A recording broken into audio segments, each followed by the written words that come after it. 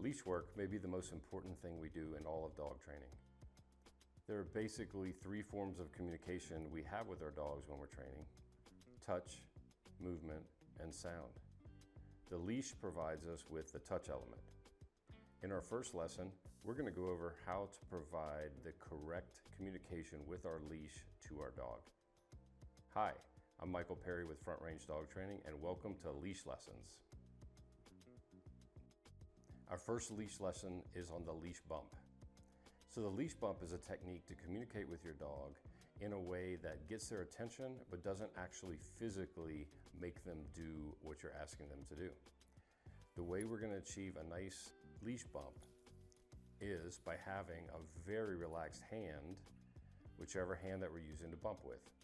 If I'm going to be having my dog on the right side, then I'm going to use my right hand down on the leash like this, and that's the hand I'm going to bump with. My left hand is what I call my anchor hand. I can wrap that up and I can give it that good death grip just to make sure that the dog doesn't get away from me or lunge or pull towards anything and get off the lead. But my right hand needs to stay very, very relaxed. So this whole arm is actually very relaxed. There are a couple different ways, actually multiple ways, that you can achieve the correct leash bump, which is very what I call staccato or tappy. It's going to require, though, that this hand and this arm stay relaxed. So hold on tight with the left if your dog's on the right, and your right hand will do your bumping. And the way that we're going to do the leash bump is either with what I call like a trigger finger, which is tap, tap, tap.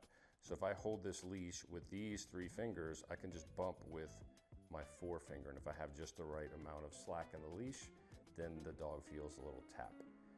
The second way is if I pinch my thumb on my forefinger with the leash in between, I can tap with my wrist. But notice how sort of quick it is. We don't want to be heavy on the leash. I don't want to pull, so I don't want to employ my elbow or my shoulder because I'm not trying to use strength, I'm trying to use quickness of a little tap. And that gets the dog's attention just as if you were tapping them on the shoulder. What's going to teach them what to do when you tap is going to be based on your movement. So in our initial leash work and the follow the leader drill and the stopping and starting, we're teaching our dogs, do what I do.